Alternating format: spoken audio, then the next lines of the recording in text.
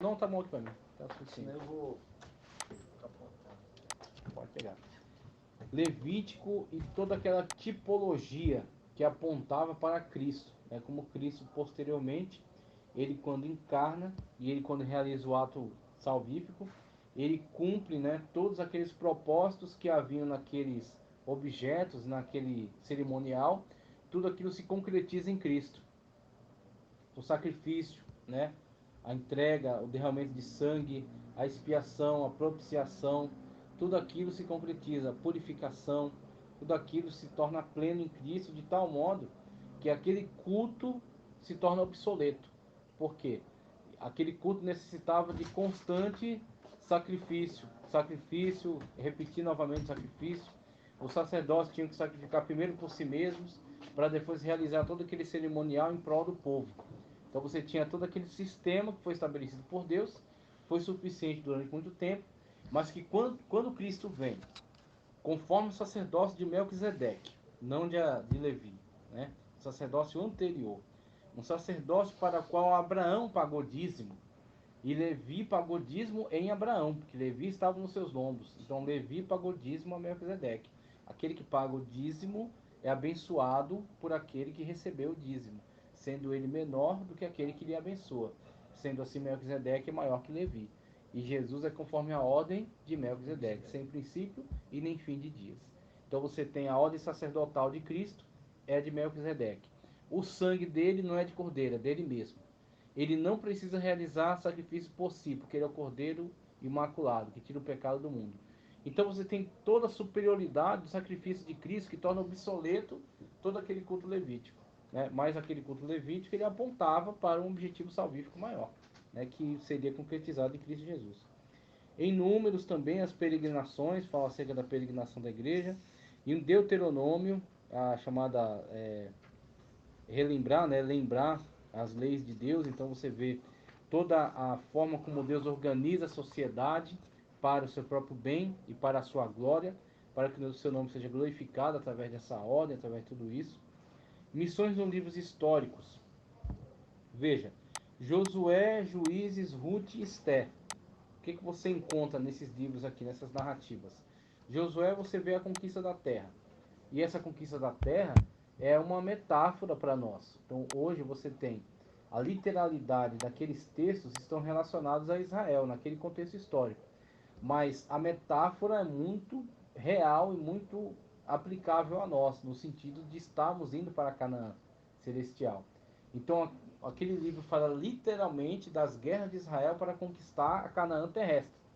Ele, quando Deus diz, aonde a planta do teu pé pisar é teu. Então o pessoal pega essa promessa e aplica de forma incorreta. Essa promessa é literal para Israel. Aonde colocar a planta do teu pé é teu, porque Deus deu Canaã para Israel. Israel teria que atravessar o Jordão, estabelecer as campanhas de batalhas, eliminar aqueles povos que estavam sentenciados por Deus. Deus votou aquele povo ao anátema devido à medida dos seus pecados que ultrapassou a tolerância de Deus. Então Deus, na sua soberania, determinou que aqueles povos fossem eliminados da face da terra. E ordenou Israel que cumprisse sobre eles a sentença. E as pessoas olham para isso e acham um tanto estranho, mas na verdade isso não tem nada de estranho nisso, porque você vê os juízos de Deus e a sua soberania. Quando Deus quer punir Israel, levanta outro povo. Acabou. Ou até esses povos com os quais ele interagia e que eles não eliminaram. Então Deus permite que os midianitas invadam, Deus permite que os amonitas invadam, os edomitas. Então são formas de Deus sentenciar Israel por meio desses povos. Deus levanta Senaqueribe com uma vara da sua ira, Nabucodonosor. Meu servo. Exatamente, chama Ciro de meu servo. Meu ungido, né? Exatamente. Então você tem essas situações nas quais Deus não é Deus só de Israel, Deus é Deus de todo o universo. E ele utiliza quem quer e levanta e abate quem quer. Então você tem essa situação em que aqueles povos foram ordenados que fossem eliminados por Deus através de Israel. Mas se Israel desobedecesse, Israel também seria castigado por meio de outros povos que Deus levanta contra ele. Então você tem nisso aí a soberania de Deus sobre todos os povos do mundo, tá? Então você tem Josué, falando acerca da conquista, né? Na nossa peregrinação também em busca da Canaã Celestial. Livro de Juízes, Ruth e Esté, você tem aí todo um enredo que fala acerca de fidelidade a Deus, mas também que fala acerca de desobediência, principalmente em Juízes. É cíclico, né? Eles estão em obediência, permaneceram em obediência enquanto Josué estava vivo. Josué morreu e eles entraram em apostasia, começaram a se relacionar com outros deuses. Inclusive uma sentença que sempre se repete em Juízes. Cada um andava conforme sua própria cabeça, porque não havia um rei em Israel. Então eles vão nesse estádio cíclico. Que muitos começaram até bem, né? E aí Chegou começou a se levantar os primeiros juízes, Tolá, Ibissã, Sangar. E aí, no período que um juiz desse era levantado por Deus, e tinha 40 anos de paz, 30 anos de paz, 20 anos. Sim. E aí, novamente, aquele juiz falecia, eles se apostatavam, começava novamente aquele processo de se relacionar com deuses estranhos, e Deus novamente permitiu um juízo, a entrada de um povo, o domínio sobre outro povo, e novamente eles clamavam a Deus e um juiz era levantado. Então você tem essa situação que prefigura também um pouco da nossa realidade, porque a gente vê pessoas que acabam lidando dessa forma com a vida, né? Elas estão fiéis a Deus, mas não permanecem fiéis a Deus, acabam entrando nesse ciclo também. Então fala muito acerca disso, fala muito acerca dessa denúncia. Então, o que a Bíblia faz?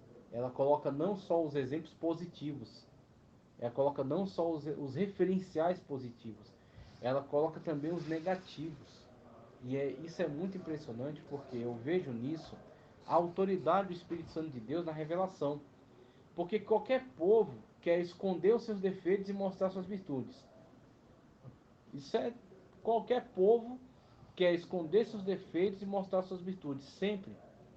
Então, quando você tem um povo que expõe os seus graves defeitos, isso não partiu deles, não partiu da sua iniciativa. Isso partiu de homens que foram levantados pelo Espírito Santo, cronistas da história, e que, inspirados por esse Espírito Santo, registraram fatos que são vergonhosos para eles mesmos e que passaram para a posteridade como um exemplo negativo do que não fazer.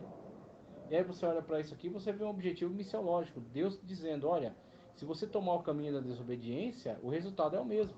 É isso que acontece com você. E aí você tem exemplos negativos em Juízes, exemplos positivos, por exemplo, em Ruth e Esté. Esté você vê como uma estrangeira consegue alçar uma posição tão relevante, tão importante, sendo orientada pela mão de Deus e posteriormente se posicionando em favor do seu povo.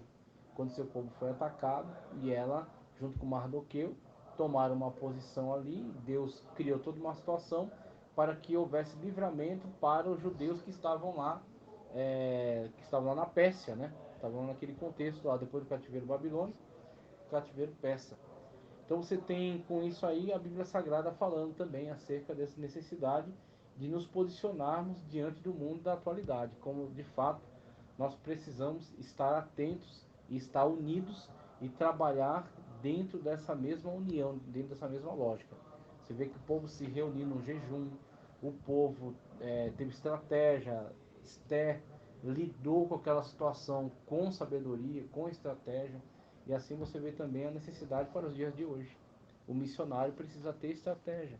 O missionário precisa trabalhar de forma inteligente para que ele possa conseguir entrar em certas situações que são desfavoráveis para ele, que são desfavoráveis para a igreja. Então a Bíblia Sagrada nos dá um exemplo aqui, né?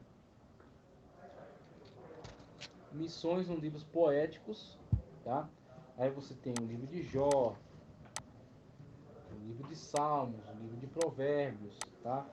O livro de Eclesiastes e o de Cantares. Com esses livros, você tem Jó. Jó é o maior exemplo, tá certo, da pessoa que, mesmo padecendo, sofrendo, se mantém fiel. Então, com o conteúdo do livro de Jó, se você souber trabalhar, se você souber utilizar como referência, você consegue desmistificar muitas mentiras que estão circulando na atualidade, de certas teologias da prosperidade, certas teologias do empoderamento humano, que dizem que o homem é quase que um semideus, que determina coisas para Deus ou para os outros, tá? Então, com o livro de Jó, você desmistifica isso.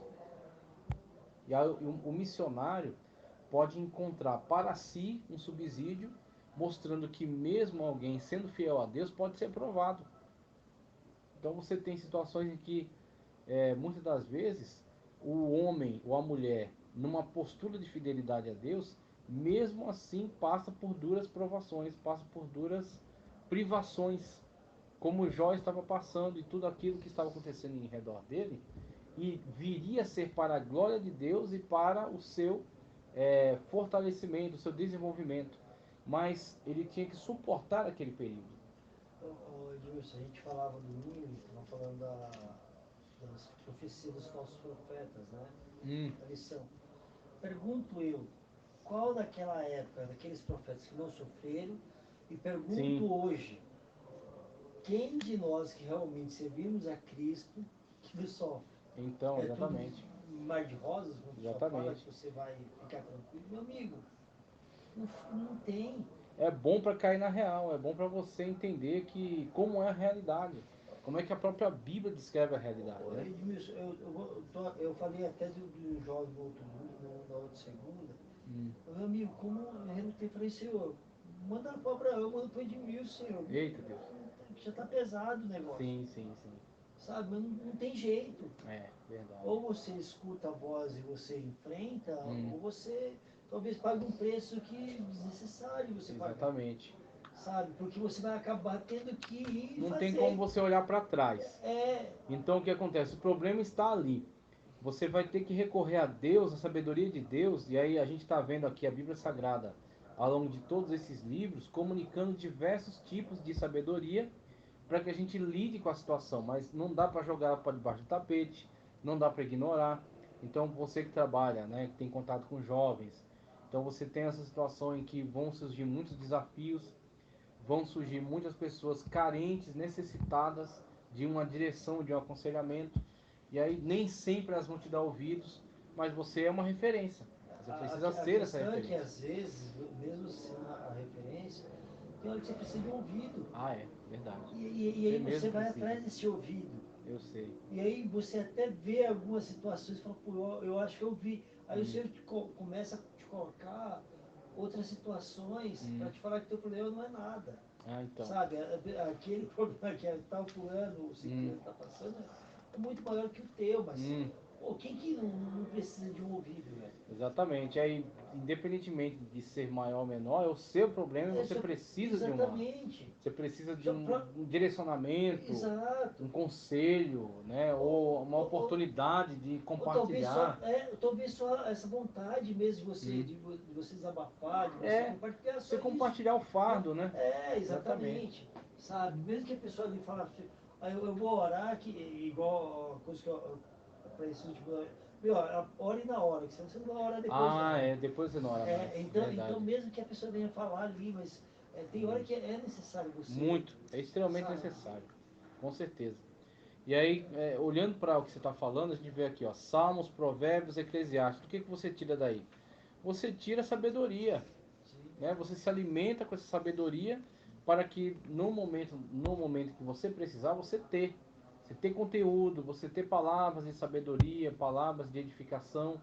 Então você tira de onde? Desses conteúdos que estão disponibilizados aí, os louvores, as meditações, o Eclesiastes, como ele medita em relação à realidade do ser humano, como ele é tão realista, como ele é tão franco. O Eclesiastes é um Salomão idoso, franco, que já viveu muitos problemas e muitos erros e agora é plenamente consciente acerca da necessidade de Deus, tá certo? E de encarar a realidade sem ilusões, sem meninice. E aí ele nos induz a essa reflexão. E essa reflexão a gente primeiro amadurece com ela e depois provoca outras pessoas a um amadurecimento, a pararem de viver num conto de fadas, numa fantasia. Você pega igual o último, de 13, o 13, que ele fala para jovens, adolescentes, falando da forma como você trabalha. Então, hoje você faz um negocinho lá, faz uma reserva, para quando chegar a tua necessidade, você ter o dinheirinho. E é uma recomendação excelente. É tão básico e tão importante. Meu Deus. Sabe? E aí ele depois fala, pô, olha, os moedores já estão gastos, né, ele fala que a luz está se apagando, que a visão os está guardas se apagando. da rua, exatamente. Então ele descreve para você toda a situação na qual você vai ter essas privações, para que você antecipadamente se prepare, né? Você já construa agora uma possibilidade de, ao chegar nesse período, você já possa estar tranquilo. Agora, quem vai te fazer isso? Quem vai te colocar dentro dessa realidade? Um autor desse. Sim. Então, um objetivo salvífico também um objetivo de desenvolvimento pessoal. A velhice chega para qualquer um, se assim qualquer um. E aí você imagina chegar numa velhice, acabou tuas forças, como que você vai conseguir conquistar? Até pode, que o Senhor pode todas as coisas, mas vai ser mais difícil. É exatamente aí onde ele quer chegar. Exatamente. Exatamente aí onde ele quer chegar. Ele quer te expor diante dessas limitações para que você reflita. Fala, olha, antes de chegar nessas limitações eu preciso me precaver. E eu preciso preparar, né, o meu caminho para que eu esteja tranquilo nesse tempo. Aí que é onde entra o contexto, né? E até esses últimos tempos falando com o jovem, como você mesmo estava falando. É por isso que ele fala que tudo é vaidade. Vaidade, tudo é vaidade. Exatamente, porque quando a pessoa fala, a pessoa só pensa no brinco que ele fez na só pensa nessas questões. Vai além disso, sabe? Exatamente. Isso também mas peraí, só se você colocar o teu Deus, o teu coração nisso. Mas quando você, por exemplo, não faz nenhuma reserva e vive torrando todas as suas finanças com passeios e coisas supérfluas, o que você está fazendo? Você está vivendo em prol de uma vaidade. Exatamente. E a vaidade, esse termo, é fumaça, é evanescência. Então você tem essa situação que ela parece presente, parece real, mas ela se dissipa rapidamente. Muito.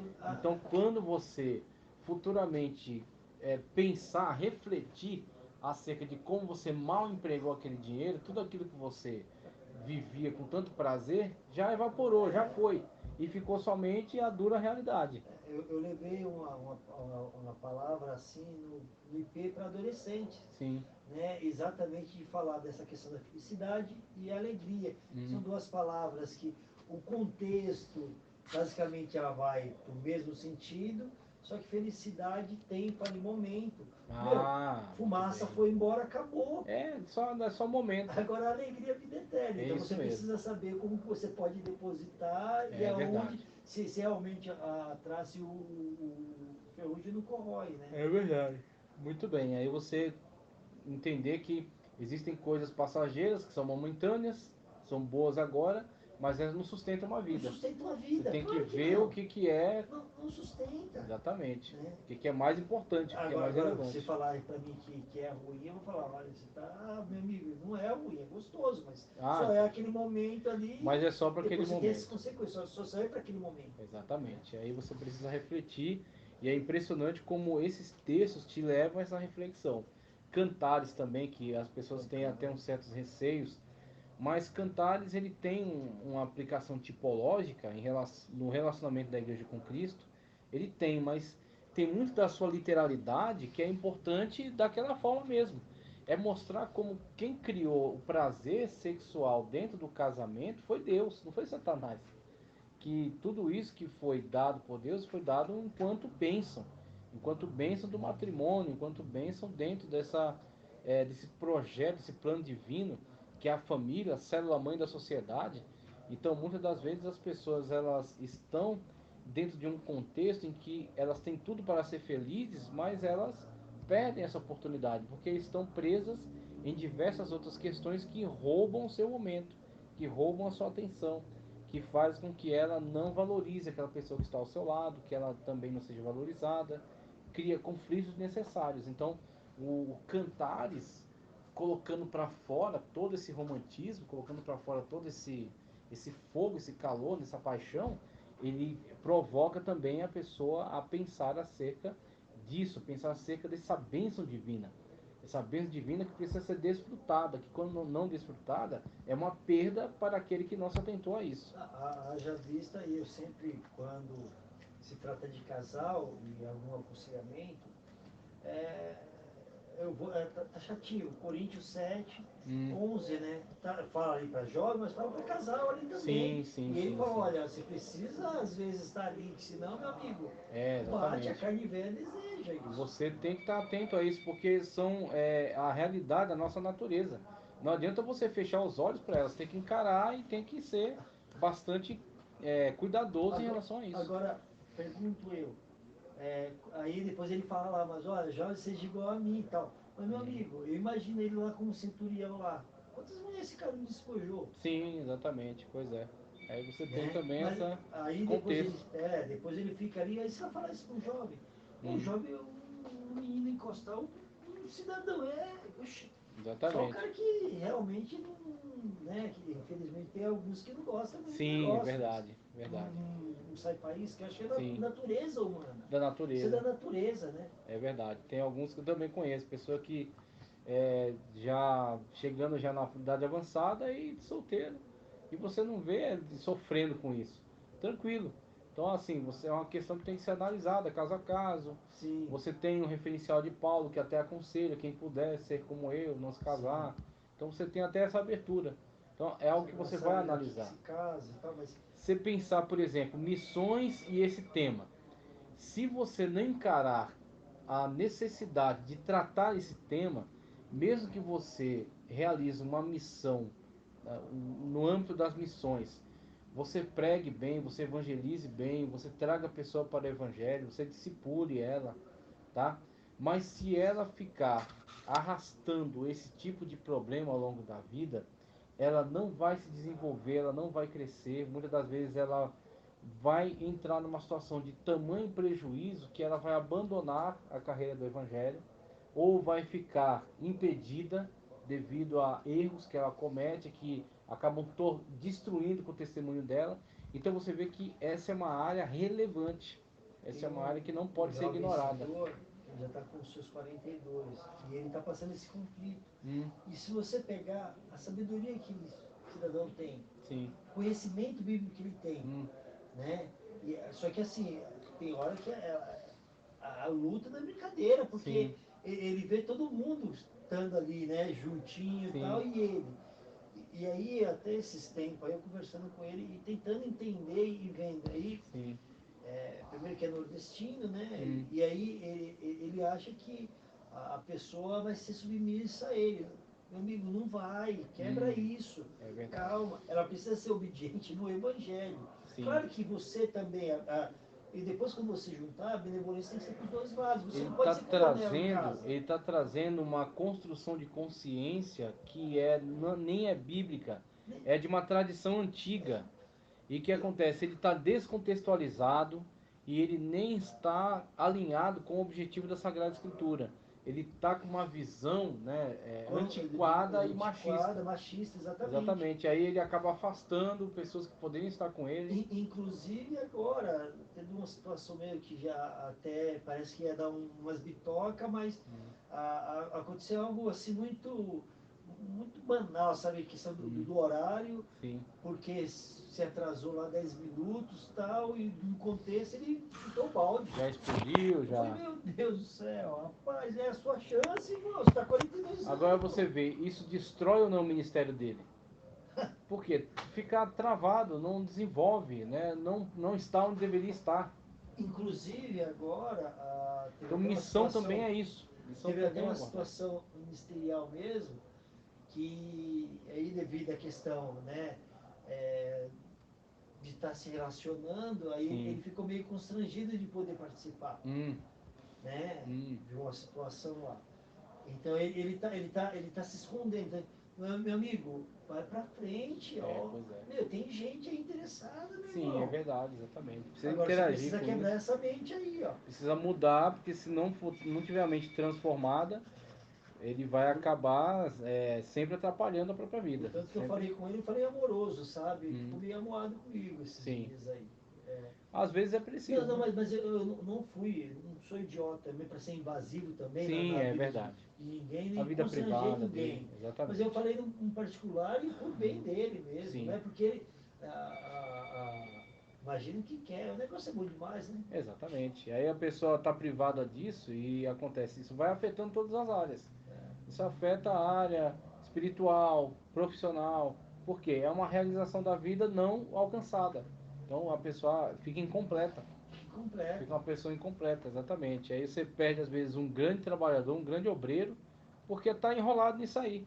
E aí missões também abrange você pegar conteúdo bíblico e trazer a pessoa e falar, olha, vamos ver a referência bíblica sobre como é isso, como é viver isso aí. E aí você vai mostrar, por exemplo, que a mulher, ela foi tirada da costela, não foi do pé. Oh, não é? E nem da cabeça. Ela foi tirada do lado. Essa daí foi boa, hein? Exatamente. Essa eu peguei agora, já peguei. Exatamente. Aqui, irmão. Ela foi tirada do lado, mesmo. Foi do lado, não foi do irmão. pé. Pô. Deus pegou do pé de Adão e Eva para ficar embaixo do pé dele. Não. Foi Pô, do lado, foi para estar ao lado. Tá? Quase aí não, é porque Sara chamou Abraão de meu Senhor, mas peraí, calma, um contexto diferente ali. Sim. Entenda por que ela chamou de meu Senhor. Exatamente, é todo um contexto. Tem todo um contexto, pô. Exatamente. Sabe? E a pessoa fica pegada nisso aí e acaba ficando travada. Ó, na página 62, só para encerrar aqui essa questão dos profetas, tá?